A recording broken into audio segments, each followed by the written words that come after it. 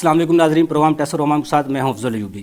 ناظرین، سے پہلے کہ ہم اپنی گفتگو کا آغاز کریں، پہلے دیکھتے ہیں ماہرین اس حوالے سے کیا کہتے ہیں۔ جی، میرے خیال میں یہ جو انہوں نے دونوں اسکیم دی ہیں، یہ دونوں اسکیم جو ہیں صرف اور صرف انکم ٹیکس کو کور کرتی ہیں۔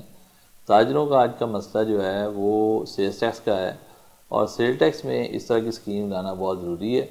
یہ جو تاجر ہڑتال کر رہے ہیں، جن مسائل کا وہ شکار ہیں، وہ مسئلہ اس سے حل نہیں ہوگا۔ دوسری بات یہ ہے کہ میری پہلے بھی اوپینین تھی اور میں نے بتایا، انہوں نے 1000 اسکوائر فٹ سے بڑی جو شاپ کیپر ہے اس کو ٹیئر 1 میں ڈال دیا ہے، جو کہ ایک بہت بڑی زیادتی ہے۔ اس کو چاہیے کہ کم از کم 2000 اسکوائر فٹ پہ لے کے جائیں۔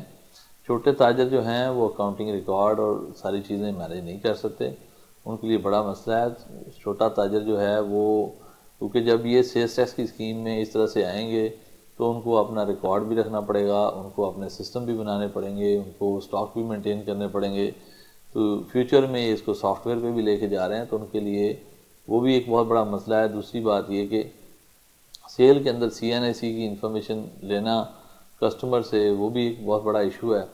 تو یہ پاکستان میں ٹیکس بیس، کیونکہ 42,000 صرف سیلز ٹیکس رجسٹرڈ پرسن ہے ریٹیلرز میں، تو ان کو لے کے ان کی جب تک یہ بائی اینڈ لارج ہر شخص اس میں اسکیم میں نہ آئے تو یہ زیادتی ہوگی کہ سسٹم کو اس طرح امپلیمنٹ کیا جائے، کیونکہ ایک جگہ پہ ایک چیز جو ہے وہ وداؤٹ GST مل رہی ہوگی، دوسری جگہ GST کے ساتھ ہوگی، تو جو ریٹیلر ایسا ہے جس کے یہاں رجسٹریشن ہوگی اس سے لوگ چیز خریدنا بند کر دیں گے، تو یہ ان کے بزنس کو افیکٹ کرے گا۔